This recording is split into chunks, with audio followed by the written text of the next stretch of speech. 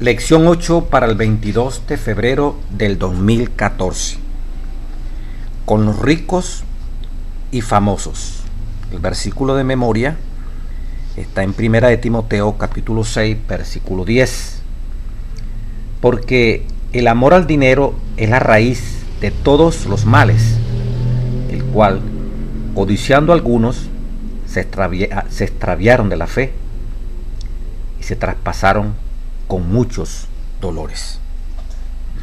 Vamos entonces con los ricos y los famosos. Recordando aquella primera lección, los discípulos y las escrituras, Cristo usando las escrituras para discipular. Luego el método maravilloso de usar metáforas, parábolas de Jesucristo para discipular también. El discipular y la oración, la gran necesidad de Jesucristo y de los apóstoles de orar para poder discipular. Discipular y los niños, cuarta lección, cuarta semana de este primer trimestre del año 2014. Vimos la manera como los niños pueden ser instrumentos para ganar muchas almas y también cómo ganarlos a ellos. Las 5, discipular a los enfermos, cómo trabajar, cómo Jesús sanó, resucitó. Grandes multitudes fueron ganadas en esta causa. Y la manera maravillosa, la Reforma Pro Salud como un medio también de aliviar el sufrimiento de los seres humanos y de ganancia de las almas. Discipular a la gente común. También estuvimos viendo cómo gente como los apóstoles, gente sencilla, el mismo Jesús, una vida común, cómo lo ordinario puede ser transformado en extraordinario. Luego, Jesús y los desechados sociales. Tremenda lección también, ¿verdad? Cómo lo despreciable hasta llegar a lo endemoniado, lo más excluido de la sociedad, como eran los publicanos, el leproso, lo que no servía aparentemente. Allí hubo palabra de vida también para esos seres humanos. Y finalmente ahora vamos a ver en esta lección número 8 con los ricos y los famosos, cómo discipular a estas personas ricas y famosas. Bueno, como leíamos el versículo de memoria, ¿verdad? 1 de Timoteo 6, 10. Porque raíz de todos los males es el amor al dinero, el cual, codiciando algunos, se extraviaron de la fe y fueron traspasados de muchos dolores, dice la Sagrada Escritura. Leo de Mayordomía Cristiana, página 144. La Biblia no condena al rico por el hecho de ser rico. Tampoco declara que la adquisición de riqueza sea un pecado, ni dice que el dinero es la raíz de todo mal. Todo lo contrario, las Escrituras declaran que Dios es el que da el poder para conseguir riquezas. Esta habilidad es un talento precioso si se lo consagra a Dios y se lo emplea para promover su causa. La Biblia no condena el genio ni el arte, porque estos proceden de la sabiduría que Dios imparte. No podemos hacer que el corazón sea más puro o más santo cubriendo el cuerpo de silicio o privando el hogar de todo lo que proporciona comodidad, gusto o conveniencia. Oiga esto. No podemos hacer que el corazón sea más puro o más santo cubriendo el cuerpo de silicio o privando el hogar de todo lo que proporciona comodidad, gusto o conveniencia.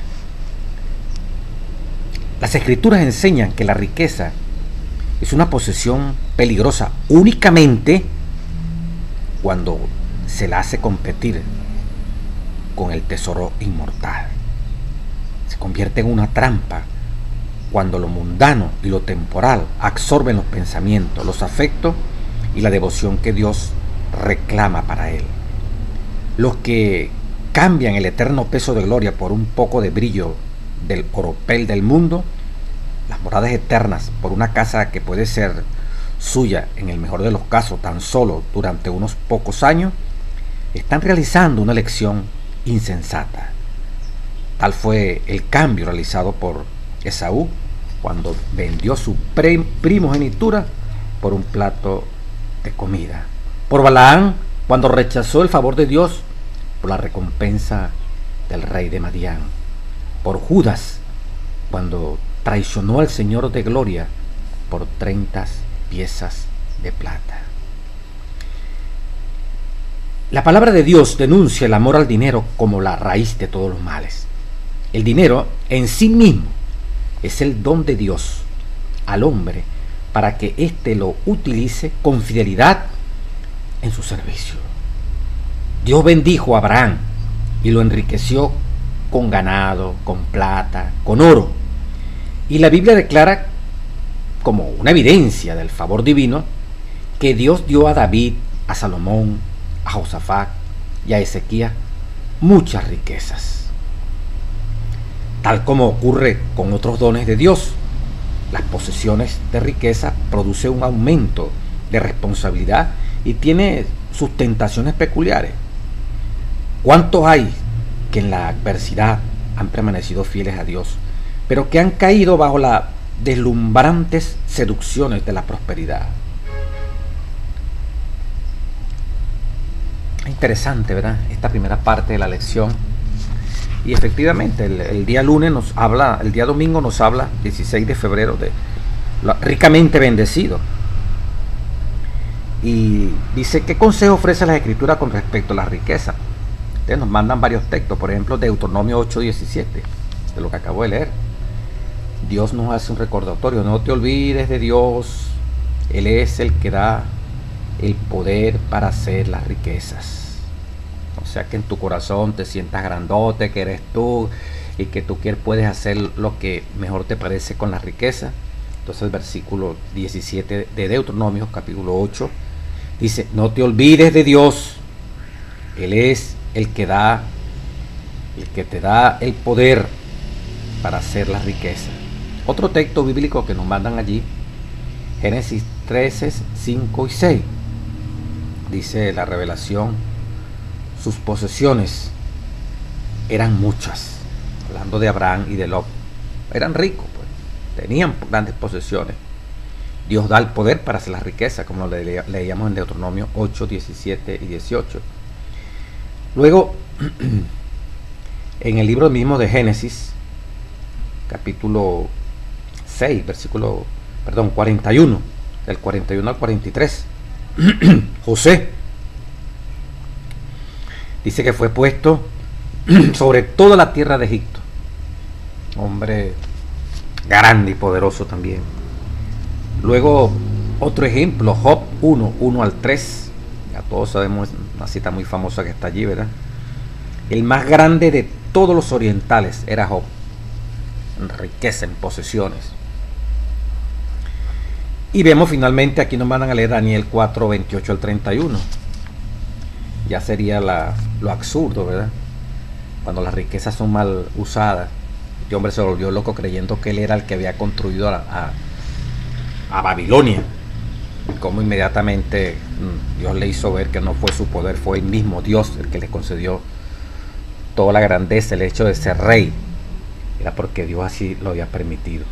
No hay duda, dice la lección, de que personas como Abraham, José, Mardoqueo, Esther, Ezequías, Josías, Josafat fueron ricos, pero también con mentalidad espiritual. Sin embargo, el ejemplo de Nabucodonosor muestra el peligro que produce hacer de la riqueza un ídolo, lo que es muy fácil que eso ocurra. Se les advirtió específicamente que no olvidaran de dónde venían las bendiciones, y es también una buena lección para nosotros en Deuteronomio 8, 17 y 18. En pocas palabras, las riquezas mismas no indican pobreza espiritual o indiferencia.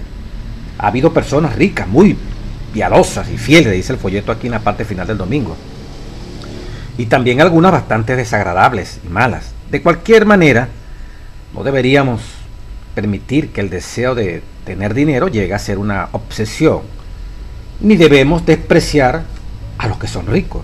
Ellos necesitan la salvación tanto como cualquier otra persona. Y quiero agregarle a esta primera parte de la lección, ¿verdad?, una cita que del mismo Consejo sobre Mayordomía, la página 145. Dice: los que pertenecen a las clases sociales más elevadas, los ricos, pues, la sociedad, deben ser buscados con tierno afecto y consideración fraternal. Esas clases han sido muy descuidadas.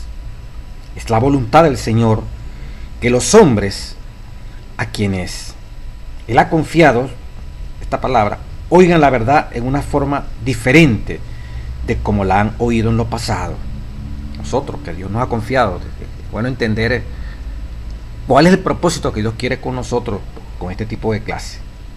Hombres de negocios, dice, que ocupan cargos de responsabilidad, hombres con grandes facultades inventivas y penetración científica, y hombres de genios deben encontrarse entre los primeros que han de escuchar el llamamiento del Evangelio. Por eso dice así, es la voluntad del Señor que los hombres a quienes Él nos ha confiado esa palabra oigan la verdad de una forma diferente de como la han oído en lo pasado. Nos dedicamos puro a los pobres y olvidamos esta clase.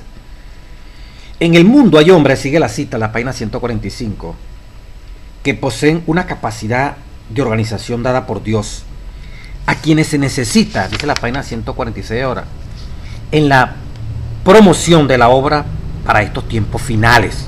Tiempos finales. No todos son predicadores, pero se necesitan hombres que puedan encargarse de la administración de las instituciones que cuentan con industria, hombres que puedan actuar como dirigentes y educadores en nuestras asociaciones. Dios necesita hombres que puedan mirar hacia el futuro y ver lo que debe hacerse, hombres que puedan actuar como financistas fieles, hombres que permanezcan firmes como una roca de parte de los principios en la crisis actual y en los peligros futuros que puedan presentarse. Esto fue escrito en 1900, la página 146, el libro Consejo sobre Mayordomía, 145-146.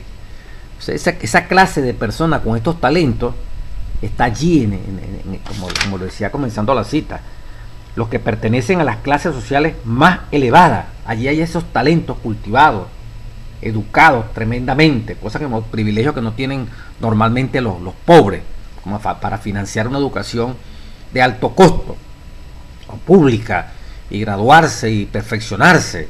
Hay hombres en estas clases, científicos, grandes financistas, que necesitamos en la causa de Dios, y a ellos tiene que llegar el Evangelio, como dice aquí, hombres que se mantengan firmes, hombres que le den un nuevo rumbo a esto, ¿verdad? Como dice aquí, ¿verdad?, a quienes se necesitan en la promoción de la obra para estos tiempos finales. No todos son predicadores, pero se necesitan hombres que puedan encargarse de la administración de las instituciones que cuentan con industrias, hombres que puedan actuar como dirigentes y educadores en nuestras asociaciones. Dios necesita hombres que puedan mirar hacia el futuro y ver lo que debe hacerse en este tiempo final, hermano. Ya lo leía la cita. Hombres que puedan actuar como financistas fieles, hombres que permanezcan firmes como una roca de parte de los principios en la crisis actual. La cita, pero aplicada para hoy en día, en la crisis actual y en los peligros futuros que puedan presentarse. Página 146, el libro Consejo sobre Mayordomía. Esta clase no puede ser descuidada, necesita la atención de los siervos y siervas de nuestro Dios. Dicen en las notas de Elena White para esta lección que estamos leyendo: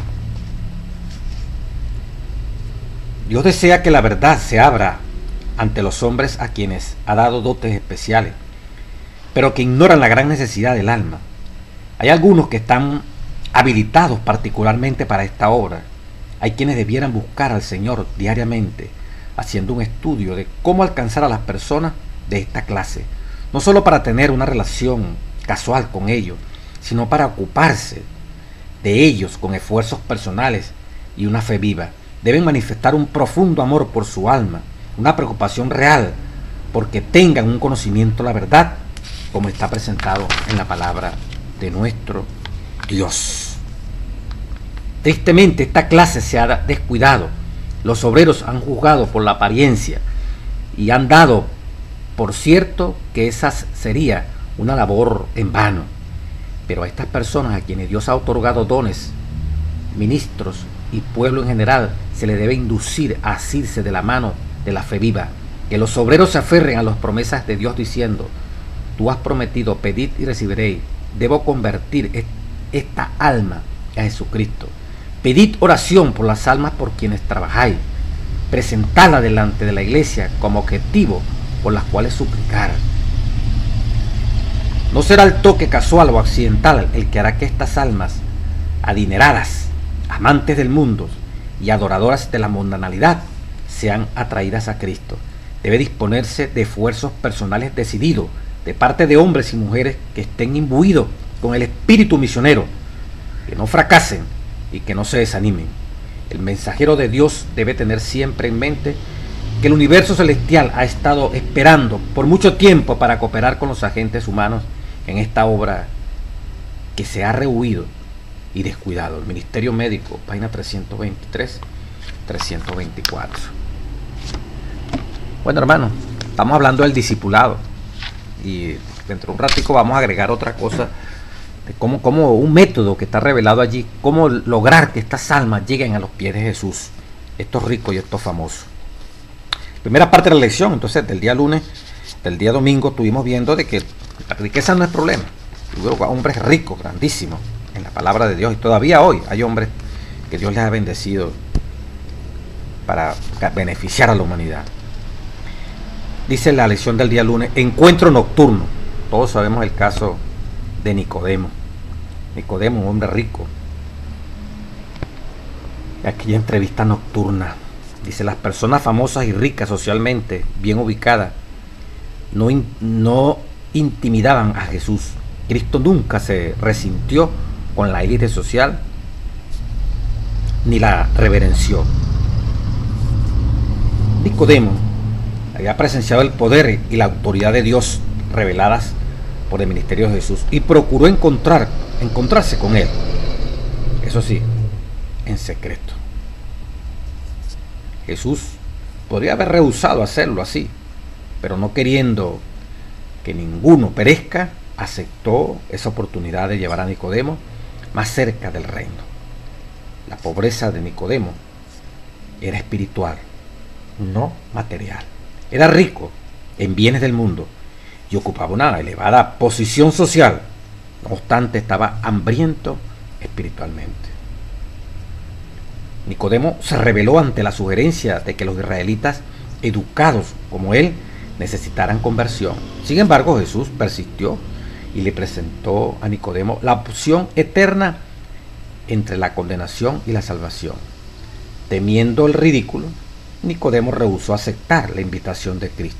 Al parecer, la entrevista había fracasado, pero esa semilla espiritual quedó enterrada y me germinó lentamente.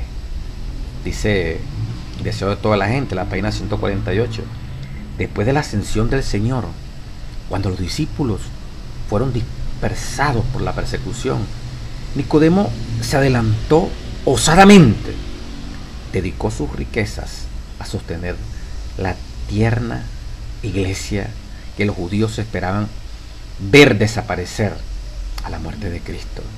En tiempos de peligro, el que había sido tan cauteloso y lleno de dudas se manifestó tan firme como una roca, estimando la fe de los discípulos y proporcionándoles recursos con que llevar adelante la obra del Evangelio. Aquellos que en otro tiempo le habían tributado reverencia, lo despreciaron y persiguieron. Quedó pobre en los bienes de este mundo, pero no le faltó la fe que había tenido su comienzo en aquella conferencia nocturna con Jesús. Maravilloso, ¿eh?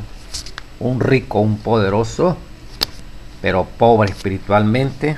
Aquí lo tenemos, muy cauteloso por el que dirán, a los pies del Rey de Reyes y Señor de Señores, a los pies de Jesucristo.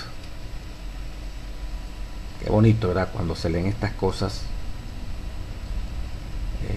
Dice aquí en Conflicto y Valor, la página 327, cuando Nicodemo vio a Jesús alzado en la cruz, recordó las palabras que le dijera de noche en el monte de las Olivas: como Moisés levantó la serpiente en el desierto, así es necesario que el Hijo del Hombre sea levantado, para que todo aquel que en él creyere no se pierda, sino que tenga vida eterna. San Juan 3, 14, 15.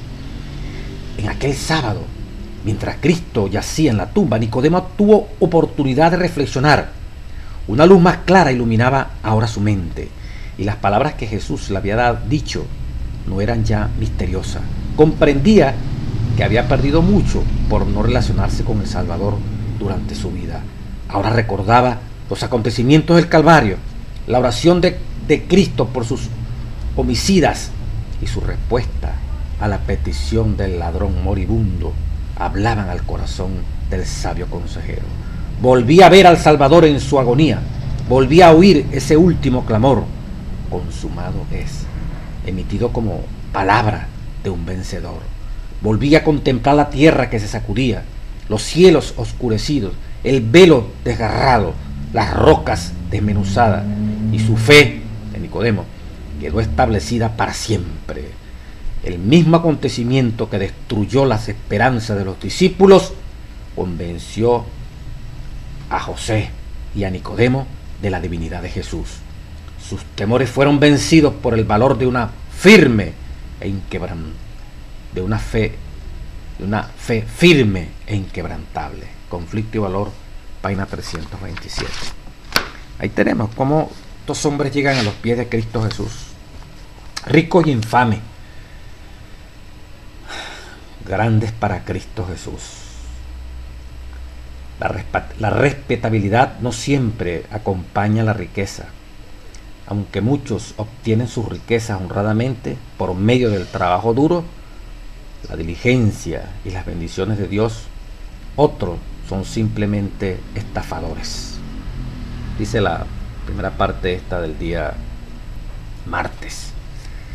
En San Mateo Dios dice, compara Mateo 9, 10 al 13 con Lucas 5, 27 al 32 y 19, 1 al 10.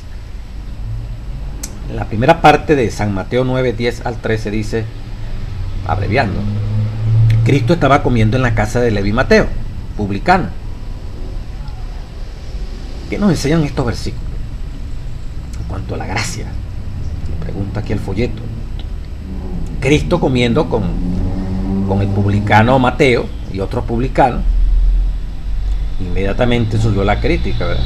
Jesús dijo: los que están sanos no tienen necesidad de médico. Dijo Jesucristo: no tienen necesidad de médico, son los enfermos. Y Jesús le dijo: aprended lo que significa misericordia quiero. Aprended, vean qué significa misericordia quiero. Aprendan. Estar allí yo con los pecadores, con los publicanos, comiendo con ellos. Eso es tener misericordia, estar con el desvalido, estar con el quebrantado, estar con el despreciado. Ya le explicaba en la lección, el publicano era, bueno, de lo peor, de lo excluido, de lo apátrida, de lo cochino, de lo traicionero. Pero allí estaba Jesús con Leví y Mateo, que escribió más adelante, se convirtió en discípulo y escribió uno de los libros del Nuevo Testamento, del Evangelio. Allí estaba Jesús con los despreciados. Pero estos ricos, extorsionadores, estafadores, que a veces se les señala como que ya no tienen vida, ya lo que provoca es agarrarlos a toditos y que se consuman ya, que caiga fuego sobre ellos. Sin embargo, Jesús vio más allá, vio un alma que necesitaban ser rescatadas. Por eso el cuidado, hermano, de que no nos dejemos penetrar por todas estas corrientes filosóficas, ideológicas del mundo, de separar una clase de la otra, de no convivir una clase con la otra, de despreciar a unos y apreciar a otros, llámese rico, llámese pobre. La segunda cita de Lucas 5, 27 al 32 habla semejante, pues. Mateo con los pecadores y Jesús. Jesús dice: no he venido a llamar justo, sino a pecadores al arrepentimiento. Qué bonito, ¿verdad? Lucas 5, 32. Ante la crítica, ¿qué hacía Jesús comiendo con esa gente tan mala, tan perversa, tan cochina, tan sucia? Gente que no tenía crédito social, o sea, no tenía ninguna aceptación social. ¿Qué hace Jesús mezclándose con esa chusma, con esa basura de seres humanos?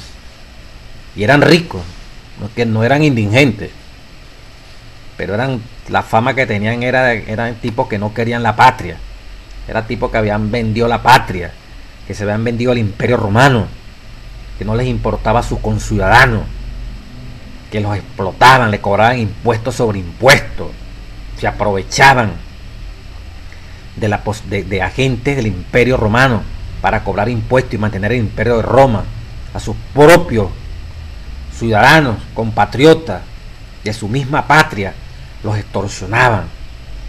Por eso allí los celotes, ¿verdad?, que eran la parte, como decir, que pensaba que los cambios eran por la fuerza, los cambios eran por las armas. Bueno, odiaban con más fuerza a este tipo de personas. Sin embargo, Cristo ve allí almas, y fue tan concreto que, bueno, mire, al estafador, al que se aprovechaba también de los demás al cobrar los impuestos, por eso eran odiados, a los que eran servidores del Imperio Romano, llegó a ser un escritor del Nuevo Testamento, del libro de San Mateo.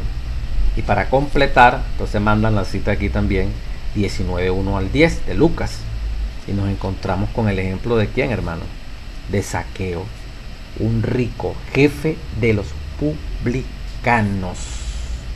Imagínese usted, jefe de los publicanos. Dice: los patriotas celotes despreciaban a los recolectores honrados de aduanas, viéndolos como herramienta de sus opresores romanos, pero desdeñaban grandemente a los que eran deshonestos, como Zaqueo. Mateo Leví ocupaba un cargo similar en Capernaum bajo Herodes Antipas. No obstante, Cristo no se acobardó. Desafiando las restricciones sociales, Jesús comió con ellos. Zaqueo era como el jefe de aduana, pues dice el folleto. Era como el encargado, pues era jefe de todos esos cobradores, con una fama terrible de que explotador hasta decir ya. Y Zaqueo tuvo el privilegio de que él no invitara a Jesús, sino que Jesús lo invitó a él, le hizo el llamado para que esa noche, cuando tuvo ese encuentro con Jesús en el día, iba a posar Jesús en su casa. Jesús, lo invitó, yo quiero comer contigo en tu casa, esta noche me voy a quedar en tu casa para comer. Imagínate cómo se alborotaría la gente de que Jesús aceptara ir a la casa y unirse con un grupo de personas, bueno, antipatriotas, tipos perversos, tipos explotadores, sacadores de recursos. ¿Cómo se sentiría la gente? Y por eso criticaba fuertemente al Señor Jesucristo. Dice el folleto, o la misma lectura bíblica, vuelve la crítica otra vez y saca a Jesús la famosa parábola aquella, ¿se acuerdan?, de la oveja perdida. Los 99 justos y una sola que se aparta del redil, y se dejan las 99 y se va a buscar esa oveja perdida. es los publicanos y pecadores. Cristo demostrando la gracia y la misericordia por estos ricos, pero lamentablemente tan considerados perversos, considerados malos en la sociedad, por su avaricia, por sus ansias de dinero, de recursos, adoradores del Dios de la riqueza, sin compasión, como el caso específico, como le ilustra aquí la Sagrada Escritura, de Zaqueo. No se acuerda en Lucas 19:5, dice: cuando Jesús llegó a aquel lugar mirando hacia arriba y le vio a Zaqueo y le dijo: Zaqueo, date prisa, desciende, porque hoy es necesario que yo pose en tu casa. Entonces él descendió a prisa y lo recibió gozoso. Y viendo esto, todos murmuraban diciendo que había entrado a posar con un hombre pecador. Entonces Zaqueo, puesto en pie, dijo al Señor: he aquí, la mitad de mis bienes doy a los pobres, y si en algo he defraudado a alguno, se lo devuelvo cuadruplicado. Y Jesús le dijo: hoy ha venido la salvación a esta casa, por cuanto él también es hijo de Abraham. Aun cuando era un estafador, tracalero, un rico desaprovechador, un rico que no tenía misericordia, vendido a otra patria, no la patria nacional. Ahí había un alma. Jesús trascendía lo que en la apariencia uno está mirando, en lo que realmente uno puede ver, que son unos tipos que no tienen corazón, por la manera como han saqueado al mundo. Sin embargo, mucho cuidado, hermano, puede haber un saqueo allí donde la palabra de Dios no ha llegado y necesita llegar. Y para esas personas hoy ha venido la salvación, porque el Hijo del Hombre vino a buscar y a salvar lo que se había perdido. Y oyendo ellos estas cosas, él prosiguió y dijo una parábola, por cuanto estaba cerca de Jerusalén y porque ellos pensaban que pronto se manifestaría el reino de Dios. Y dijo: un hombre noble partió a una provincia lejos para tomar para sí un reino y volver. Y llamando a 10 siervos suyos, le dio 10 minas y le dijo: negociad entre tanto que vengan. Pero sus ciudadanos lo aborrecían. Y ahí comienza a narrar el Señor Jesucristo hablando de esta parábola en el caso de Zaqueo. Son como ovejas perdidas, como lo decía hace ratico, ¿verdad? Surge la experiencia de lo que se había perdido. No se recuerda de esta parábola tan maravillosa también, de la oveja perdida, de aquel extraviado.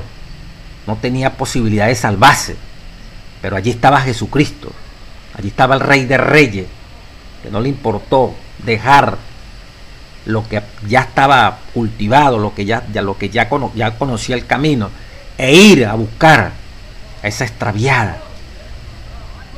Es parecido a este grupo de personas, ¿verdad?, que aparentemente no figuran, pues no muestran rastro de que hay posibilidad de salvación. Vean lo que dice Lucas capítulo 15. Y se acercaban a Jesucristo todos los publicanos, hombres como Zaqueo, como Leví, ¿verdad?, y pecadores. Lucas 15:1. Y los fariseos y los escribas murmuraban diciendo: a los pecadores recibe y con ellos come. Come y recibe a esos publicanos, así como ese Zaqueo, diríamos más adelante, como lo aparece en Lucas 19. A Mateo, esos tipos que son tan malos, esos publicanos, esos expatriados, esos tipos no tienen vida, no son considerados apóstatas, no son religiosos. Dice versículo 3 de Lucas 15: y él les relató esta parábola diciendo: ¿qué hombre de vosotros, teniendo 100 ovejas, si perdiere una de ellas, no deja las 99 en el desierto y va tras la que se perdió hasta encontrarla? Y cuando la encuentra, la pone sobre sus hombros, gozoso. Y viniendo a la casa, reúne a sus amigos y a sus vecinos, diciéndole: regocijaos conmigo, porque he hallado mi oveja que se había perdido.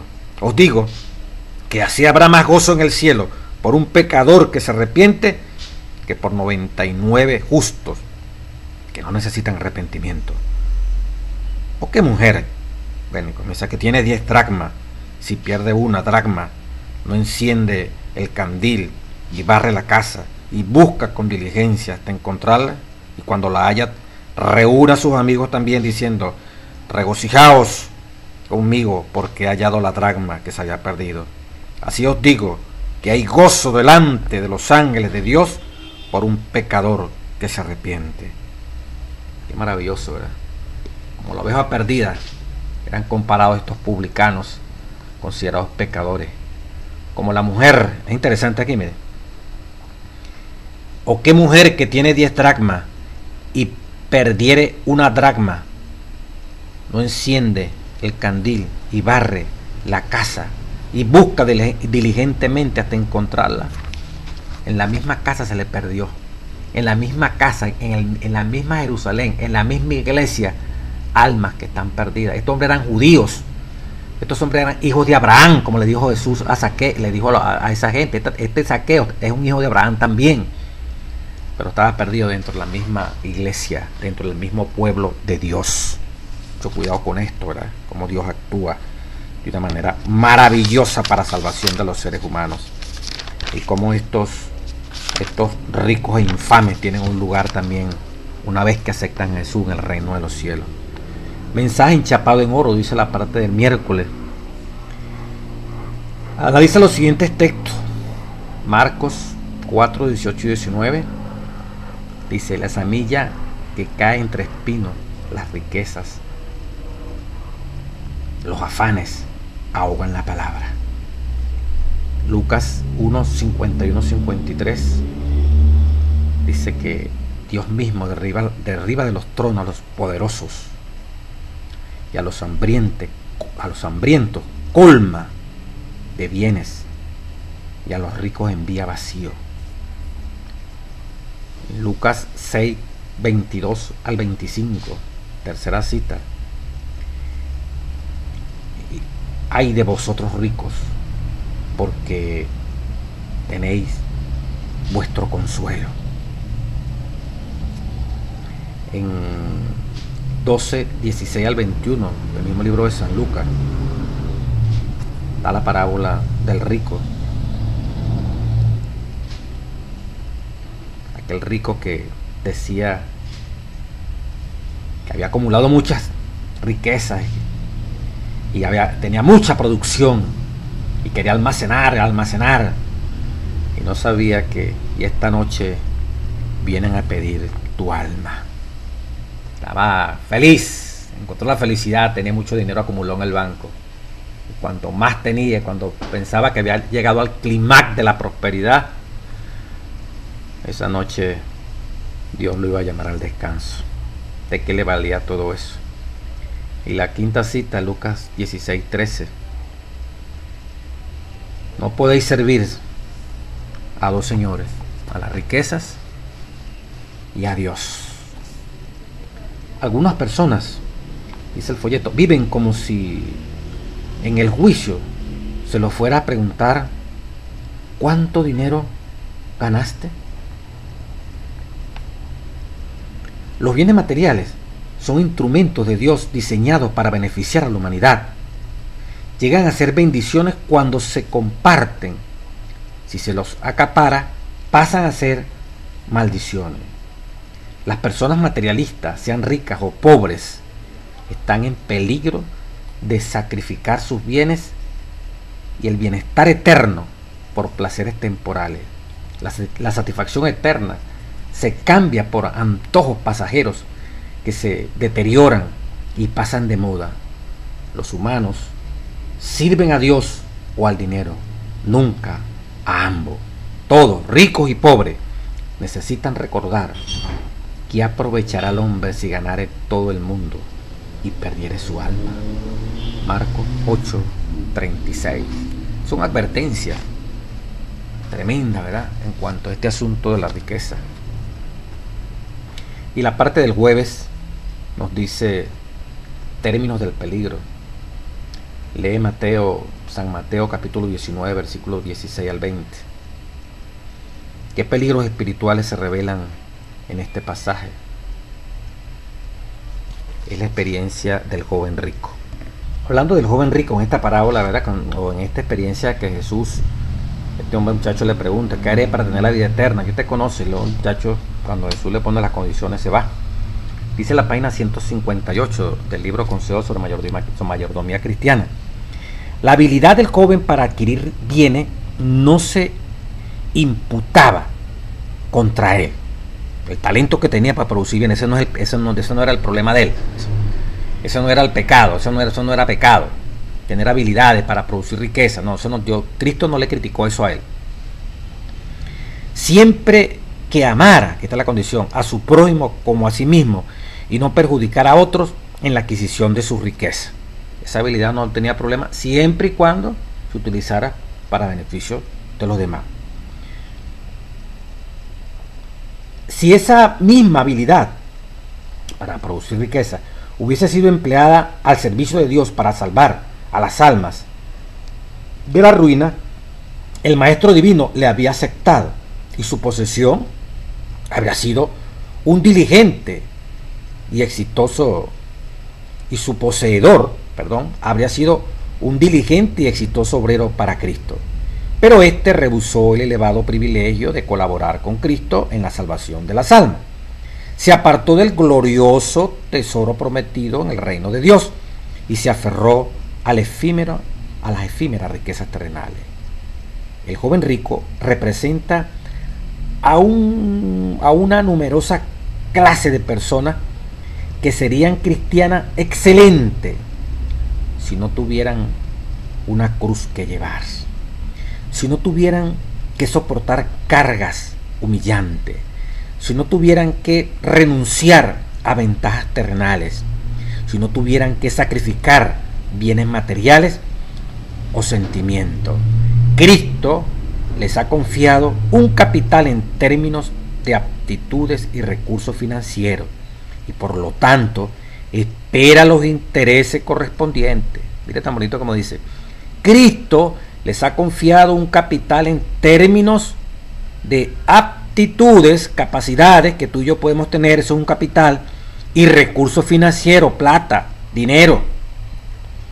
Dios, ese es un capital que Dios nos ha confiado. Los talentos que tenemos, las aptitudes que tenemos, la plata que tenemos. Y por lo tanto, ese capital, Cristo espera los intereses correspondientes. ¿Qué interés está produciendo los talentos que Dios te ha dado a ti y a mí? ¿Qué interés está produciendo el dinero que Dios ha puesto en tus manos para la causa? ¿Qué intereses para su causa está produciendo?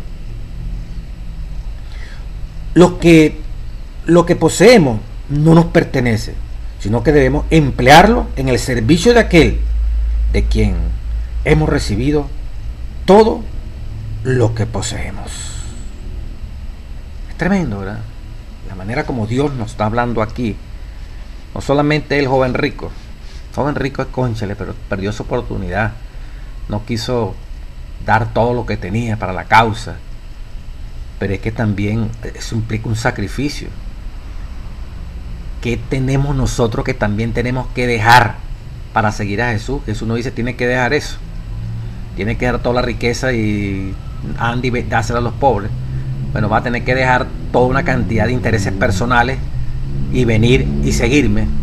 Entrégale todos esos intereses al diablo y vienes y me sigues a mí. Aquí diríamos, fíjese, el joven rico representa a una numerosa clase de personas que serían cristianos excelentes si no tuvieran una cruz que llevar. Serían cristianos pero maravillosos, pues seríamos cristianos pero perfectos si no tuviéramos una cruz que llevar. ¿Cómo qué? Si no tuvieran que soportar cargas humillantes, seríamos tremendamente cristianos. Si no tuviéramos que renunciar a ventajas terrenales, pero nos piden que renunciemos. Si no me pidieran eso, fuéramos cristianos excelentes.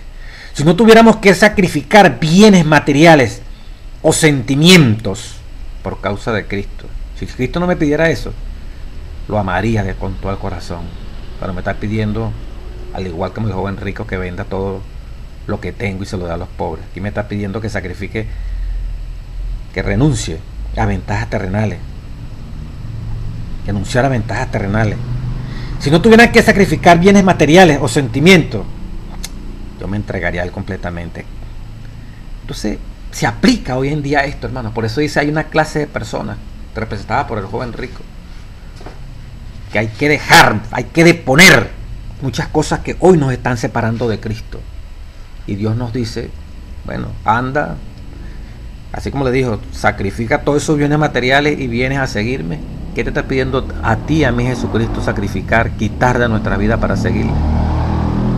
Aptitudes con P y recursos, como dice aquí, financieros, es un capital que Dios nos ha confiado y del cual, como capital, hablando en términos financieros, Dios espera intereses. Intereses que se vean en función de la administración de esas aptitudes y recursos financieros en favor de la causa de Dios.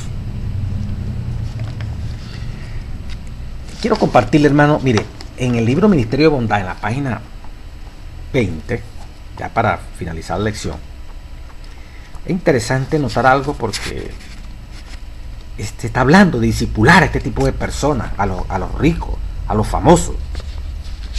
Entonces dice la palabra bendita, ¿verdad? La página 19 del Ministerio de Bondad.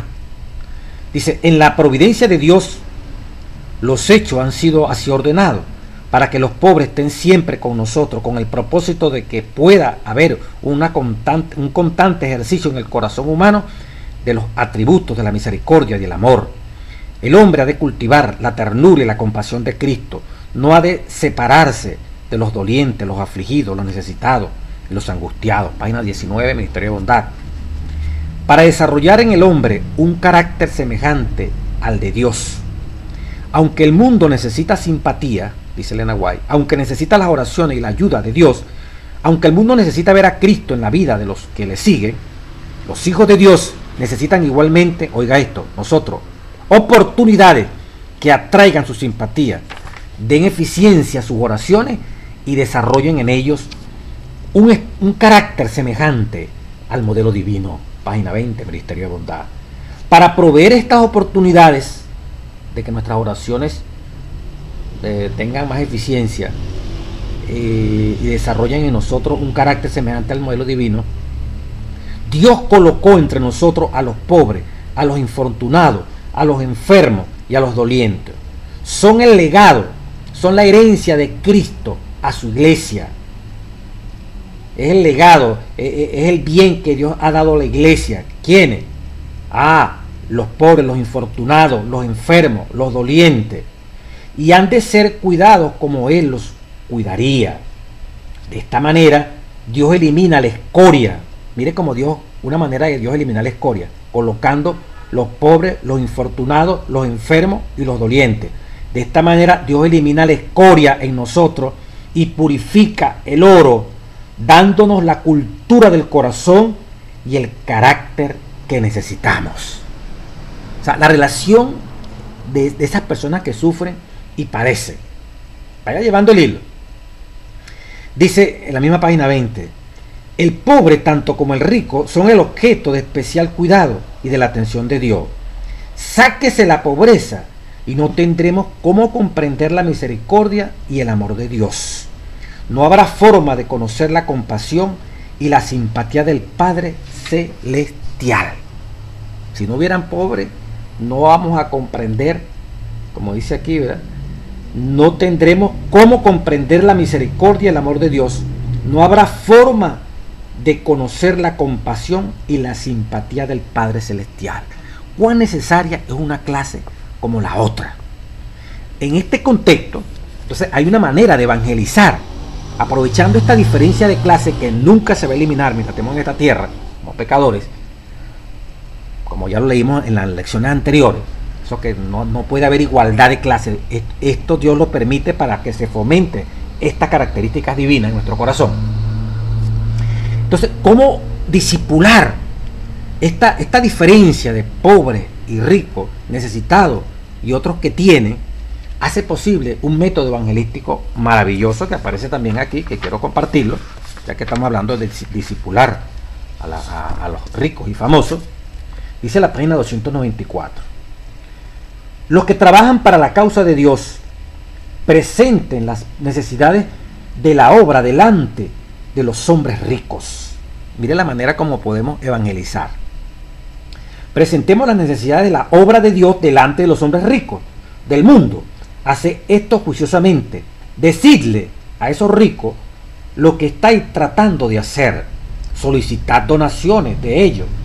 Tienen medios que son de Dios, medios que deberían ser usados para iluminar al mundo. En el cielo están almacenadas grandes tesoros de oro y de plata. La riqueza de los hombres se han acumulado. Id a esto con un corazón lleno de amor por Cristo y la humanidad doliente, y pedirle que ayuden en el trabajo que estáis tratando de realizar para el Maestro. Cuando estos hombres, oigan, cuando estos hombres noten vuestros sentimientos, los cuales expresan la benevolencia de Dios, una fibra vibrará en sus corazones. Verán que pueden ser la mano ayudadora de Cristo. Mire, que pueden ser la mano ayudadora de Cristo. Cuando esta gente noten vuestros sentimientos, los cuales expresan la benevolencia de Dios, ellos van a ver que pueden ser la mano ayudadora de Cristo, auxiliando en el trabajo médico misionero. Serán llevados a cooperar con el Señor.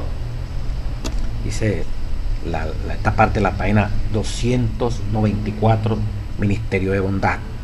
Nuestros obreros debieran presentar, ahora 295, delante de estos hombres ricos, una declaración clara de nuestro plan de trabajo, diciéndole lo que necesitamos a fin de ayudar a los pobres, a los menesterosos, y para establecer esta obra sobre una base firme. Algunos de ellos serán impresionados por el Espíritu Santo para invertir los medios del Señor en una forma que adelante su obra. Cumplirán el propósito divino ayudando a crear centros de influencia en las grandes ciudades. Miren el evangelismo, presentándole a ellos estas grandes necesidades que tenemos. El Señor retirará sus bendiciones cuando sean complacidas nuestros intereses egoístas, pero pondrá a su pueblo en posesión de bienes en todo el mundo si usa desinteresadamente sus habilidades en la elevación de la humanidad. Esta palabra es clave, en la elevación de la humanidad. La obra de Dios ha de ser una señal de su benevolencia, una señal que ganará la confianza del mundo y proporcionará recursos para el adelanto del Evangelio.